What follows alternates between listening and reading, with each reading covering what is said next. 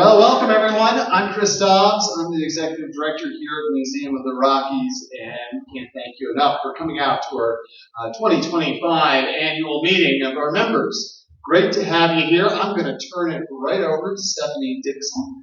Stephanie is the chair of More Inc. And here you go, Stephanie.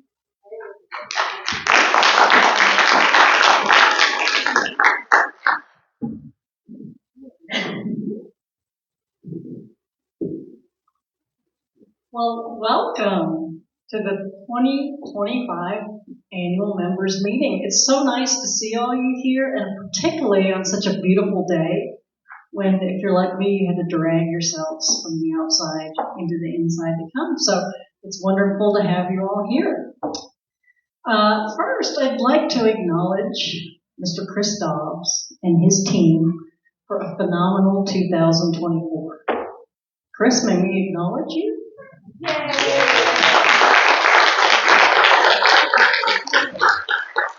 You guys really had a spectacular year, and it's noticed and appreciated.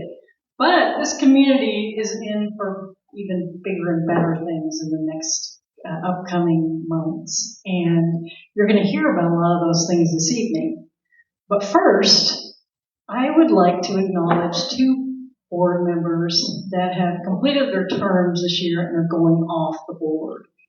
And unfortunately, neither one of them are here today, so they don't get to hear us say nice things about them. But we're going to say them anyway, because these people were really great contributors.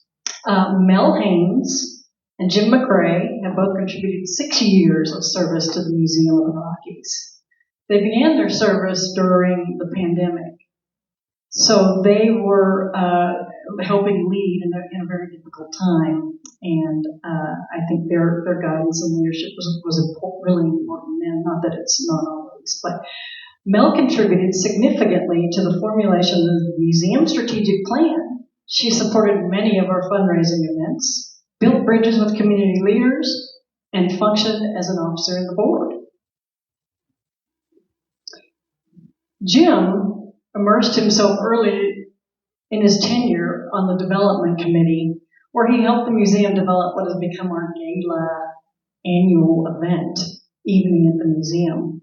Evening at the Museum raises critical support for MOR's Changing Exhibit program. So the fundraiser is very significant, and Jim had a huge problem putting that all together. Jim then took a leadership role as a vice chair, and then eventually moved on to board chair. And as chair, Jim oversaw the kickoff of the master planning process that will help guide the museum for the next 20 years. Both Mel and Jim cared deeply for the Museum of the Rockies, and their wisdom and guidance will be sincerely missed. A heartfelt thank you to Mel Haynes and Jim McCrae.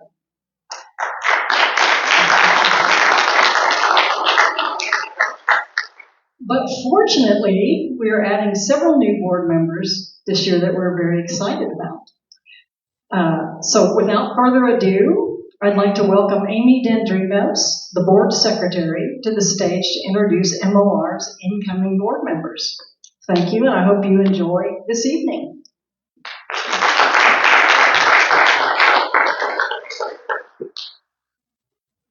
Hi. There's a little step stool right there. Warning to anyone else who comes up here. Maybe I need it. Anyway. Look at that. I didn't even trip myself. So the Museum of the Rockies, as you guys know, is a membership-based organization, which is why you guys are here. And thank you again for being here. And the Board of Trustees is elected to represent the membership and act as a shared governing authority with MSU to oversee and set direction for the museum. And I'm pleased to announce that our membership, including you folks, have elected the following people to their first 3-year term. And if you're here with us today, I know at least one of you is here, I will ask you to stand as I mention your name. Suzanne Moline. I don't think Suzanne is here yet, but Suzanne is the Senior Vice President of Investments and General Counsel for the Wildfire Defense Systems Incorporated, where she heads up the legal department and oversees capital deployment recommendations. So that's our first one, Suzanne. And then we have Dr. William de la Pena, the Honorable Dr. William de la Pena. He is a professor of ophthalmology and founder of the De La Pena Eye Clinics, and among other significant accomplishments, he served a 12-year term as a regent of the University of California. So we're excited to have him here tonight.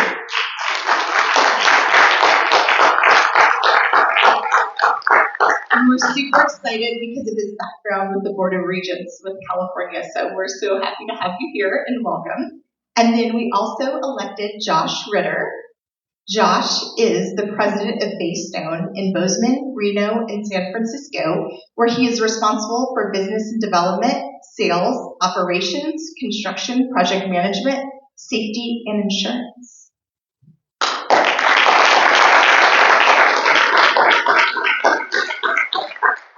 So we're thrilled to have those new members on the board, and we wanted to also announce that the membership has elected the following trustees for a second term. And I think there may be some trustees out here that have been elected. Stephanie Dixon has been elected for a second term. Our treasurer, Carl Nystuen, myself, Amy Dendrinos, and Charlie Franklin and Paul Macaration, who have served previously and have agreed to serve another 3-year term.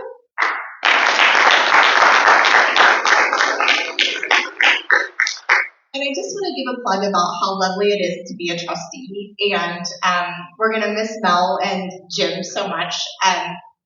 We become friends. Like Mel and I actually threw Jim's baby shower. So it's really kind of a really fun group. And so I just want to give a plug for it. And we give a lot of time and effort, but I have to say that what I've gotten back out of being a trustee definitely is tenfold to the time that I've given. So I just want to thank you as members for electing us and supporting what we do.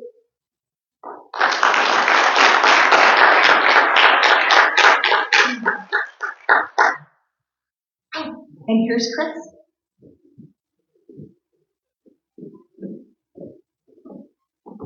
Thank you, Amy. Well, 2024 was a bang-up year for MLR. And we had one event after another. Many of you probably attended them. We started off in January with the Ice Bar. February, we ran into the hottest time of the year with Raptors and Romance. We went to Dinosaurs and More in April, which, how many of you went to Dinosaurs and More? Yeah, quite a few. Yeah, what an amazing event bringing paleontologists from around the country and beyond. Then, during the summer, we helped to kick the summer off with Taste of the Rockies. That'll be coming up again at the end of June. It's going to be, I think, bigger and better. The team under Colin and others are already working really hard on making it just an incredible event. We then went to Hops and History in Ring, Montana in July. This year we're going to have a similar event, but we're going to be doing it 4 times throughout August. And then Evening at the Museum, our big gala event that Jim McCrae was instrumental with, as well as so many board members of you out there with supporting that part of the museum, which allows us to be able to raise funds for changing exhibits. One of the most critical pieces that pulls people in, that is able to touch so many school groups and others. So that was that event. We had so many other events that we would bore you, and we'd be here all night with all the events that were happening at the Museum of the Rockies. But 2024 was certainly jam-packed. One of the biggest things that we ended up working on in 2024, and it actually been a multi-year process, you've already heard a little bit about it. Some of you already participated, I know, in the surveys. Some of you, particularly the board members, some of the staff who are here, were instrumental in our master planning, looking out at the next 20 years of MOR. To do that, we did a number of surveys, had numerous meetings with architects, consultants, looked at the inside and outside of the building, how we could really be able to better serve our visitors, the community. We've gone from having in the mid-1980s with 50,000 general visitors.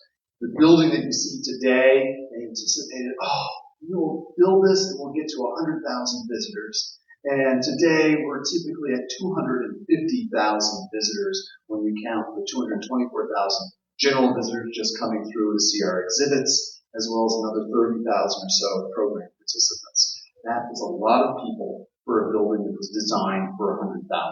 So we looked at how we're going to be able to better serve our existing community and where we want to go into the future.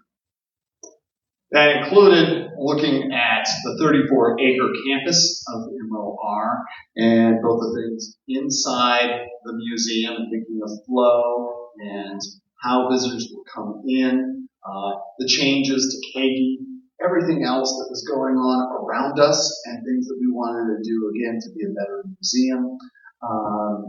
And of course, all of the grounds, and really thinking of that blank canvas and how we could be more successful and serve more people with the Rocky Mountains heritage and its really both cultural and natural heritage. Well, education did a bang-up job. I know we have several of our great educators here tonight. They worked so hard on serving over 5,000 participants in our early learning program. 2,100 families were served in that. The school programs served over 6,000 students who visited here. Community outreach, 1,700 people reached at 24 events across Montana, which really gives MOR a footprint every place, which is just incredible. Virtual education programs, many of you have seen, maybe online, production that happens in our digital studio, the Yale Weekend Digital Studio. That is amazing. Alicia and her team of folks do a great job over there with it. And our Living History Farm, roughly 45,000 visitors went through it just between basically June and early October. So serving so many people through the Living History Farm. Cultural history was very involved last year, not only planning for future exhibits and doing programs, but also looking at collections items. This piece that we have right here is a brand new artifact to the collection. It's an 1876 stagecoach that used to run the Big Hole River Valley, as well as running from Red Rock, just south of Dillon, over to Salmon, Idaho. It has a great storied history to it. We're thrilled to get that. Paleontology, well, paleontology has been involved in so many different ways, going out, collecting things in the field, finding some new finds, involved with education, involved with the upcoming exhibit that you're going to hear more about from Scott. They really are doing some groundbreaking research, and we're so proud of the work that they're doing. Marketing has been able to really build our visibility, engage more people, bring them through the door, allow them to know what's happening, documenting what's happening here. There are so many facets of the institution. I don't know how marketing keeps on top of it, but they do miraculously and do a phenomenal job with it.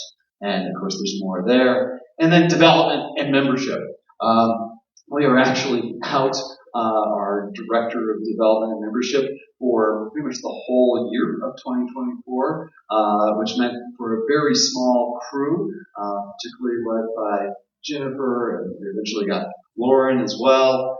I was involved with them. Now we're filling it out. Lori, and well, in just a moment, I'm going to introduce you to our brand new Director of Development. But they have done just a phenomenal job keeping things going, trying to connect to our members, trying to support the funds that make our research, our education mission come to life. Well, with that said, talking about development and membership, Colin Deshaw, would you please come up? Let's give a big round of applause to our brand new Director of Development and Membership. Thank you very much, Chris. Good afternoon, good evening. Thank you for making the time to be here. I joined the Museum of the Rockies 6 weeks ago as the Director for Development and Membership. I'm trying to meet as many of you as possible. Please forgive me, it hasn't been possible yet to meet everybody. But if there's one sentiment, one thing I really want to convey right off the bat, it's thank you. Thank you for being members. The Museum of the Rockies, as Amy said, really is a member-led organization. We're at about 5,000 strong. Chris had that on one of those slides there. It really affects, not just affects, informs, drives what we do, the how we do it, the where we do it, the why we do it. It's really a core part of our DNA that has been absolutely clear to me from the get-go and is going to be a driving part of my efforts and my priorities as I go forward. The other thing I wanted to say is that your support as members is more important even than the financial support that we provide. And my colleague Daniel Adams, who's our director for finance, is going to get up here in just a moment and show some numbers. And so it's not to say that that's not critical. It is absolutely a critical part for the museum, not just the dollars, but also the predictability that offers us year in and year out. But it's about a lot more than that. I know that many of you have been members for many, many years. And if this is your first year as a member, just as great. But I'm very much aware, and I understood this coming in, and I've seen only evidence to support this since I've joined, that you are our advocates in the community. You're our ambassadors out in the community. You're the ones telling family and friends about our great events. You're keeping them apprised of the exhibits that are upcoming. So I just want to really acknowledge that piece of it as well. I told Chris during my interviews that I saw the museum as both a cherished community institution and a nationally and internationally recognized scientific entity, scientific institution. And I know that on the first piece, the Museum of the Rockies' role in the community, in Bozeman, in the surrounding areas and throughout the state, that the reason we play that role in the community is because of our membership. So I hope to talk with as many of you as possible afterwards, and just really thank you. It's really been a warm welcome as well that I've received from a lot of members, and I appreciate it. I'm going to hand it over now to Daniel Adams, who's going to tell us about the numbers.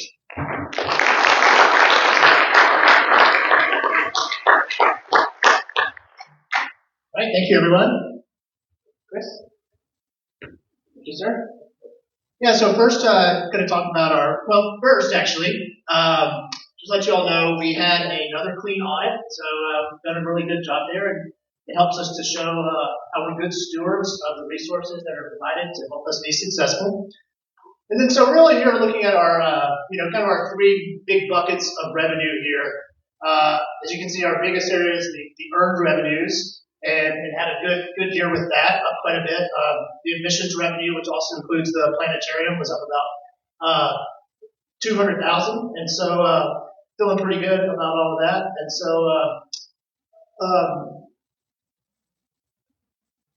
probably actually look at my notes here. I was going to try to wing it here. In case you got any of those notes. All right. It's hard when you have numbers. There's too many in my head here. So yeah, actually our total earned revenues were up $200,000. With admissions revenue being $110,000. And so one thing that I thought was interesting, just kind of looking at the data, is that actually like 50% of our admissions revenue comes over our peak season from Memorial Day to Labor Day. So we get very, very busy during the summer with the tourist travel.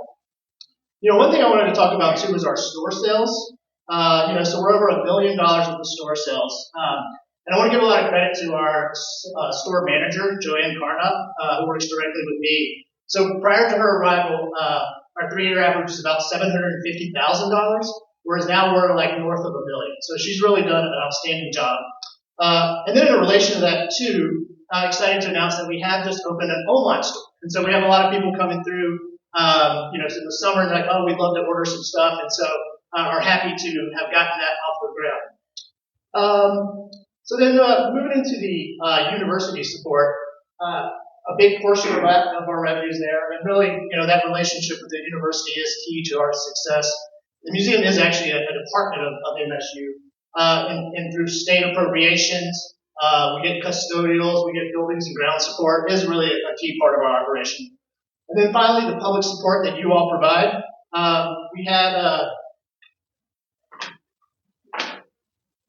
We basically had our contributions and grants revenue up $890,000, and the total public support was twice as much as in 2023. So even without a development, director of development, Chris and the team did amazing. And now that Colin's here, we're just going to really launch. I know we will. And then finally, our total expenses were actually down a little bit, but you don't ever hear that very often with organizations. And then the biggest thing I want to point out here, I mean, this is really remarkable how efficient we are. We're an extremely efficient organization where we have 79% of our money that we spend is going to the program services. It's really spectacular, and it shows, how we are really good services of the resources and support that are provided by the public. So with that, thank you.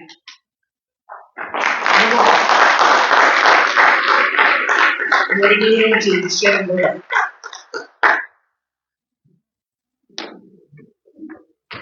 All right. Thanks, everyone. I'm going to pull up my notes. My name is Shannon. I'm the Youth and School Programs Manager here, and currently the interim co-director with Ashley Hall, who is kindly manning our technology up top for us right now. So what I have to introduce today, as a part of all of this growth that we're experiencing, I think education is experiencing so much growth that we're kind of outgrowing our facility, which is a common theme you've probably noticed by now. We've recently had the opportunity to devote ourselves to finding new and innovative ways to connect with the schools, teach them the lay of the land, and kind of build excitement before they arrive at MR. So what I have to introduce to you today is the products of that labor. So with the support of designated donor funds and a partnership with Tyler Ernst from Right Good Branding, who really brought a style to our brand that was funky and fresh, but also a little bit retro. We've been able to write, plan, and create 2 new videos aimed at logistically preparing students and teachers for their trip to Museum of the Rockies as we continue to welcome more and more schools, while also stirring up some excitement and getting things ready to engage with our exhibits and programs. So tonight we'd like to show you one of the fruits of our labor so that you can see how we introduce students to the museum with a polished nod to our culture of curiosity, creativity, and learning. So I'm going to move on to our next slide. And okay, great. Right there. You're about to take a trip to Museum of the Rockies. Museums are special places. Before you get here, it helps to know what to expect. By the end of this video, you'll be a museum-going expert. You might already know what a museum is. It's a place that collects unique things to share with the world, like paintings, or treasures from the past, or even dinosaur bones. In a lot of ways, Museum of the Rockies is a dinosaur bone kind of museum, but it's really a museum about Montana and the Northern Rockies, the people, places, and history that make this region so special. It takes a lot of people to run a museum. Let's meet some of them. This is a curator. Curators are in charge of all the objects collected here. They collect, protect, and use them to tell stories about the past. This is a paleontologist. Paleontologists study fossils like dinosaur bones. Some of them from the dinosaurs we keep in this museum. This is a historian. Historians study and write about the past. They help us understand the people and cultures that lived in Montana before us. This is an educator. Educators teach visitors about all the special things at Museum of the Rockies. This is a security officer. Their job is to keep the museum and its visitors safe. Don't worry, they're friendly. This is a custodian. Custodians keep our museum looking clean and tidy. And boy, can museums get messy.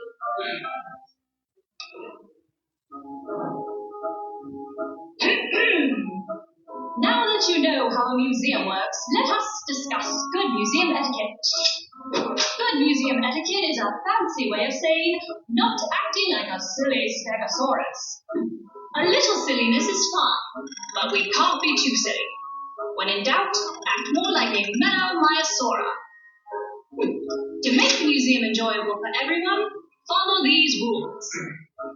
Rule number 1, walk, don't run. What are you running for? The policing won't chase you.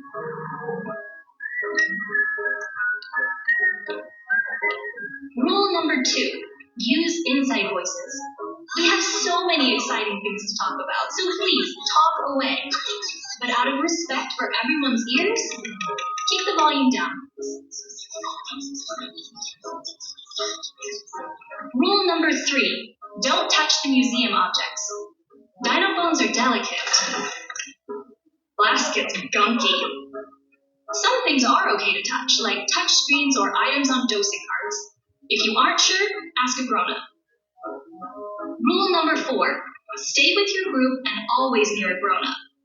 Museums are tricky places. It's easy to get lost if you're not paying attention.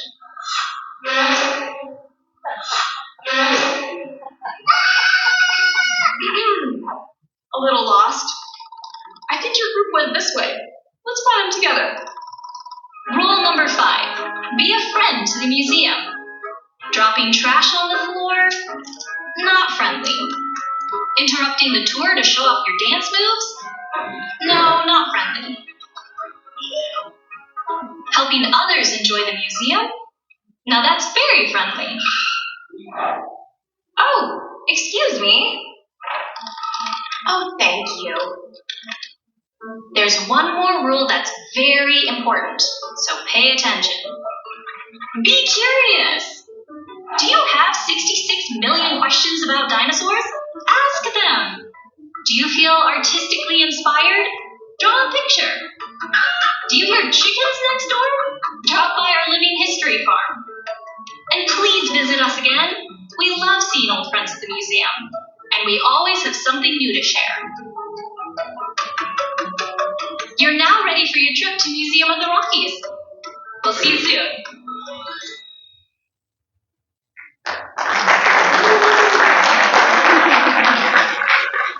So pretty fun, and we're just really excited to be able to share something with schools and students that really set the tone for what we're about here, which I think is kind of fun learning and learning that happens in an informal context, but also can be really valuable to our entire community and the entire state, as well as which we're bringing in from afar. So anyway, thanks for your time, and I will turn things over to Scott Williams, our Senior Director of Exhibit.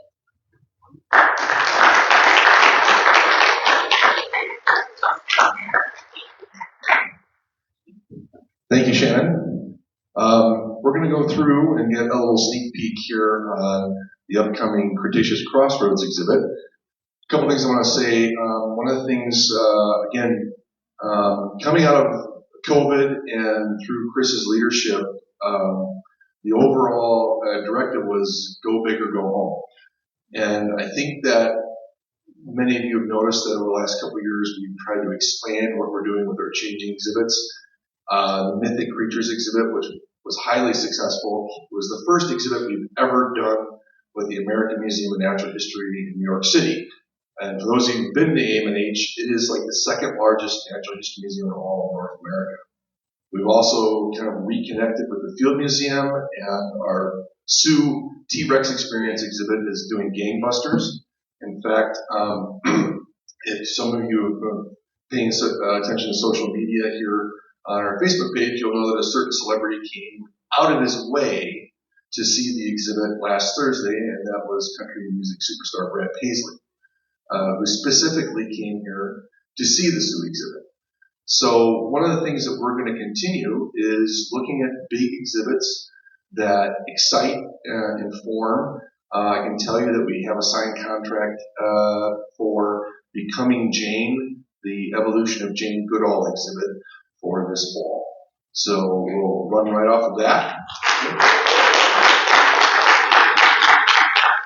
We'll run right off of that, changing exhibit to Frogs, a Chorus of Color exhibit, which the museum had well over a decade ago, but it's been revamped, and we're bringing it back, and we'll have live frogs here from all over the world next spring and summer. So that gives you a little bit of an overview of how we're doing with changing exhibits. Now, primary exhibits or permanent exhibits, often known as I think everyone knows, can take a very long time to develop. They can be very expensive. They're often hard to change out. And the last time that this museum has done a major paleontology exhibit renovation. It was back with the Siegel Dinosaur Complex. And again, coming out of COVID, one of the things that Dr. Johnskinell and I were doing was basically walking around the exhibit halls and spying on people. If any of you were, I know some of you docents probably saw us leering around the corners, seeing what the general public was looking at, what they were understanding, if there were exhibits that were connecting with them. And we decided that we had some gaps. We had some gaps in our walk through time. We had some areas in our exhibits that things just weren't working. And so we started working with a concept artist and created this concept art. Some of you have seen this before in some of the presentations I've done. But it was basically an exhibit that we started calling Cretaceous Crossroads. And it was to bridge that Hall of Giants exhibit into the Hall of Horns and Teeth, so going from a couple different time periods and setting the stage for Tyrannosaurus rex and Triceratops. And of course, that involves material from our collections that help build this museum. Fossils from the Two Medicine Formation and Judith River, our Maiasaura collection, our dinosaur eggs and babies. And so this was some of our initial musings and concepts. And, we put that out there, put feelers out there, showed some people who were interested. And we were lucky enough to secure some initial funding. And so that led us to the next step, which was working with an exhibit company. And one of the things you do when you're creating an exhibit is there's kind of a template, and it's used by many museums. This is actually from the Smithsonian. And if there's one thing that you could take away from this exhibit, if one person goes to this exhibit, there's one takeaway, what's it going to be? And that's what we call the big idea, the overarching message. And then there are sub-messages and so on and so forth, critical questions that you want people to ask. Like maybe one of the critical questions was, what was Montana like 75 million years ago? And then how do you convey these messages? And you have interpretive tools, whether it's a real specimen, a cast, an artifact, an image, interactives, models, or text. Well, we worked with a company called Blue Water Studio. We reached out to a couple of other firms that are known for mounting large dinosaur specimens, and started working with them as well. And what you're going to see here is basically, a top-down of the exhibit space, some of the material that we're going to have in there, and sneak peek of the real fossils that are going in the exhibit. So this is a plan view, or again, a floor plan view looking down. So over here, so on this side here, this big black space here is where the Hall of Giants is. So you'll come through the Hall of Giants, walk into this exhibit, and you're going to walk right into the middle of a scene, and you'll see parts of the two stars of the scene. Maiasaura and Displetosaurus, a cousin T-Rex. There's going to be an exhibit on how dinosaurs grow up and change as they grow. An exhibit that talks about evolution, primarily the two modes, anagenesis versus cladogenesis. And yes, those are big words, but the exhibit will explain them. That table that you see there is actually a mobile activity station where there's going to be touchables, discovery drawers, smell stations. Yes, I said smell stations. Let your mind wander with that. We'll have a big interactive that talks about the Western Interior Seaway, which came and went all the way up to 66 million years ago, and a couple of really cool mosasaurs that will be in the hall right before you get to the Hall of Horns and Teeth. This is an upgraded concept. This is a concept design, so we're kind of moving from pie in the sky, wouldn't it be cool if we did this, to this is what we're actually going to have in the exhibit. And so here is what I call Displetosaurus Island. Displetosaurus is a cousin of T-Rex that lived about 10 million years before Tyrannosaurus rex. Grew to be about 30 feet long, 10 feet tall, weighed about 3 to 4 tons. Here we actually have, one of the things that's really cool with this exhibit is that is a 3D scan of the Displetosaurus skull that is going on exhibit. So we 3D scanned everything and then 3D printed everything. And that was done for the whole skeleton. The skeleton is a mixture of real fossil material and 3D print. And so this is the first time most people are seeing this. This is brand new artwork. We commissioned a very well-known paleo artist named Julius Chetney to create this Splendosaurus artwork. There'll be a mural behind it, and here is a sneak peek of it being installed. That is the skull, the 3D rendering of the skull that's being attached to the body.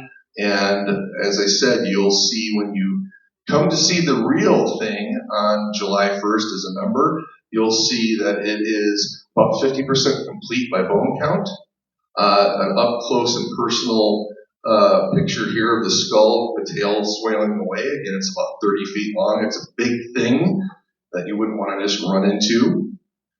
We are going to have a Maiasaur up. First time in a very long time that we've had a Maiasaur skeleton on exhibit here at the museum that, Maiasaur kind of helped make.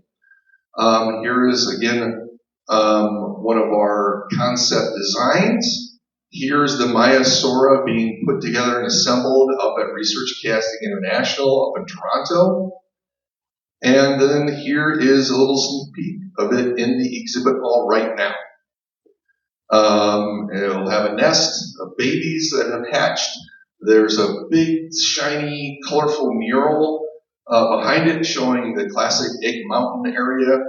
They'll have a whole bunch of really cool Maiasaurs checking out their nests. There's going to be a couple different interactives here, including a augmented reality where you'll hold an iPad up, it'll flesh the skeleton out, it'll start moving around the iPad and doing stuff with the chicks, the babies, and every so often it's going to regurgitate some food in there for it, so it'll get the kids all excited. But there's actually pretty good evidence that Maiasaur probably regurgitated into the nest. So again, this is a science-based exhibit. There'll be plenty of real fossils as well. Here is a picture of that whole mural. Again, this is brand new paleo art by Julius Chetney. Here are some other examples of the paleo art. There's the Displegosaurus, there's a Mosasaur. And so we decided that with this exhibit, we wanted to put these animals in context. We wanted it colorful. We didn't just want to have it black-walled everywhere. Here is an example where we talk about modes of evolution. Again, this is a concept design, but here is the picture showing the beginnings of the final product. So we have a series of horned dinosaur skulls that represent 3 different species of horned dinosaur. And the concept is that the lower you go on the rocks, the older you get. So the oldest rocks in the bottom, youngest rocks at the top. And that these skulls are all found in different layers of rock, not in the same level, which suggests that this species evolves into that species, which evolves into that species. And on the left side, we're also going to have a whole bunch of duckbill dinosaur skulls. Here's a concept design rendering of that discovery table that I was talking about. There's going to be a microscope station where kids can take a look at microvertebrate fossils. These are all the little fossils that represent the animals that live next to the dinosaurs, and crocodiles and turtles and little mammals and lizards and so on, fish.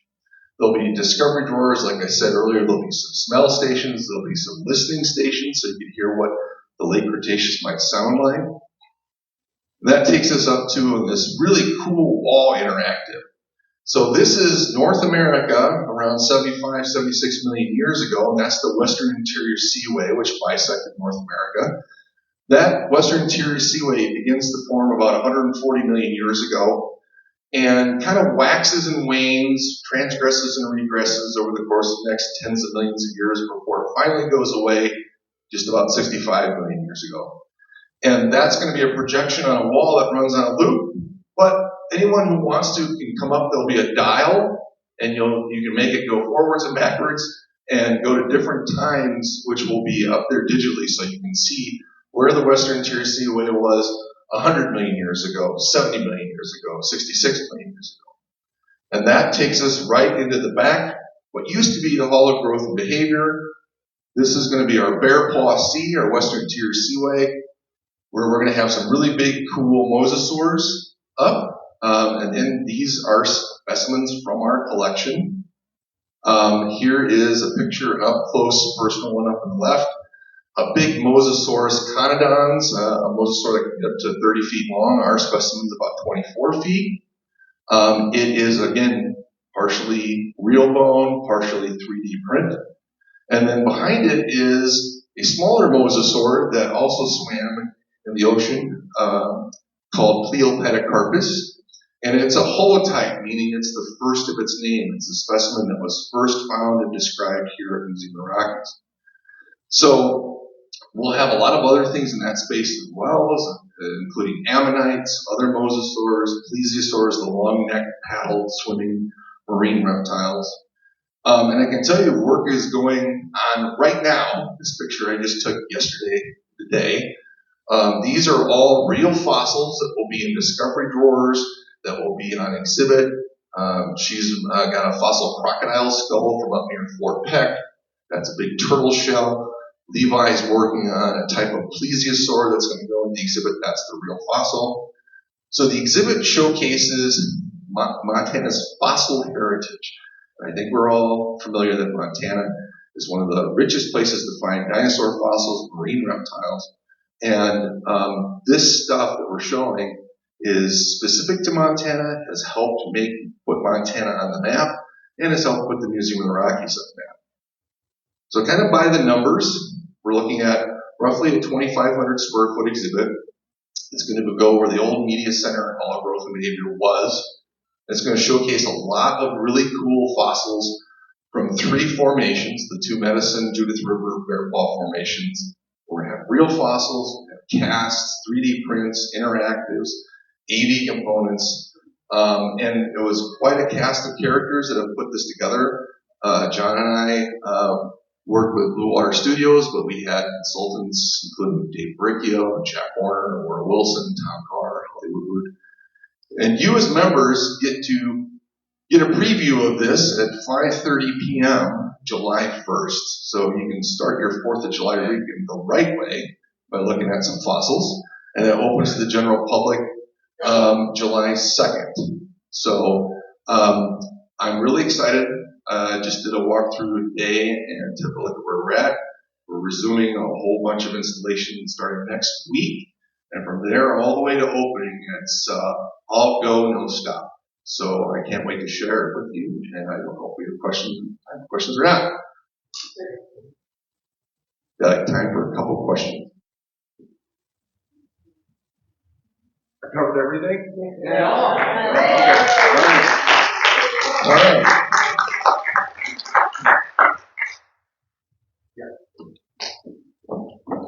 All right, one more big round of applause for Scott. Let's give him a big round of applause.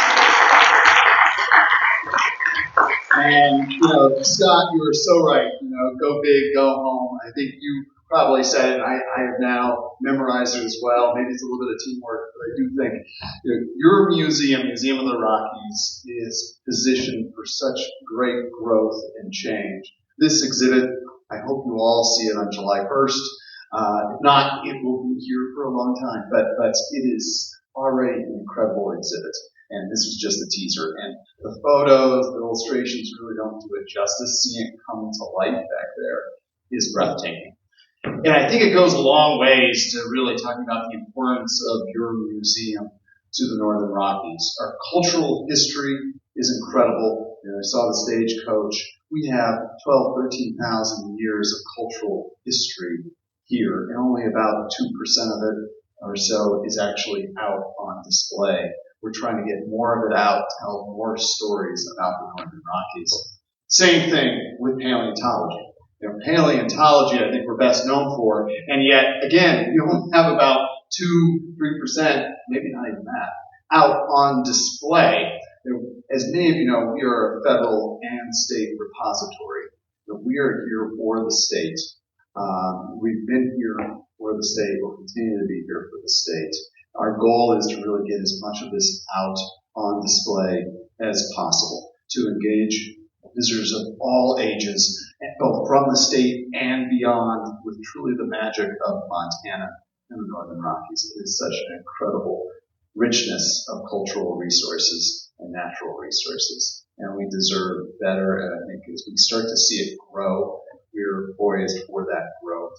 And this is just one of the possibilities. Of course, when you say go big or go home, that includes sometimes a small, tiny cafe with a dinosaur bite.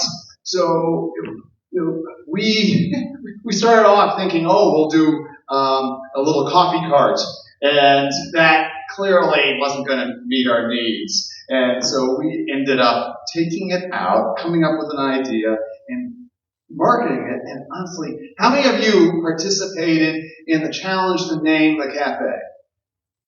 Yeah, we have several folks here. Awesome. We have, what was it, 300, 400? I think it was 400 or so names given out to us from all ages, from the tiniest of kids to our most mature seniors. They got involved with naming, and who knew that a cafe could be so much fun? Well, we had our winner, Cora. We had runner-ups, Kay as well, and had some great folks. And then I think we have our honorable mention. Arison, are you here? Yes, right back there. Let's give him a big round of applause for participating. This really was, we were sweating bullets trying to figure out the names, and some of them were very similar, and so it was trying to figure out, well, who do we give the award to, and how can we use it to brand? And I think Rocky Rex's Roast was the winner. We ended up going with that, partly because we loved the fact that, and many of you might not know, but Rocky Rex is our mascot. Rocky Rex, we thought by adding roast there was perfect because it gave us the triple R, kind of a good Western theme. So it blends both the paleo theme of MOR and the Western heritage theme into MOR, right into our coffee. And so we are looking forward to that. In just a moment, we are going to retire out to the front lobby, and you can have a complimentary coffee on us as well as a cookie, a designer-made cookie that the staff have been really involved with, which is terrific. But I do want to say, kind of in closing, what an incredible museum this is. I feel so fortunate to be the director here. I have an incredible, talented team who are so dedicated, who put in way more hours than they're paid for. But it's, I think, as you can tell from many of those who talked tonight, and if you talk to other staff, they're so passionate about what they do and how they do it. But it wouldn't be possible without an incredible board. We're really fortunate to have a board that supported this. They supported the cafe with some of our surplus funds. They supported in the last couple of years a major renovation to the rear changing exhibit. We could not have the Sioux exhibit here if it was not for the board helping to support us do that. Same thing with the planetarium. The planetarium had an obsolete IT system. The whole AV system, the sound system was starting to crash. Again, if it wasn't for the board helping us raise money, help us invest back into the institution, we wouldn't be able to have what you're seeing today. But most of all, we wouldn't be able to do this if it wasn't for our members and our donors. You who are here tonight, and you have supported us in so many different ways. Obviously, that goes well beyond this room. The 5,000 membership households that we have, 5,000 households. I'm guessing it's probably around 15,000 or so people that are involved with MOR. With all the donors, with corporate support, everything that it takes to make a truly world-class institution thrive, and we're only getting better. Again, a big thank you to all of you for coming out, for supporting us. So, with that said, who's up for some coffee and a cookie? Hey! Thank you so much for coming out tonight. We'll see you in the lobby.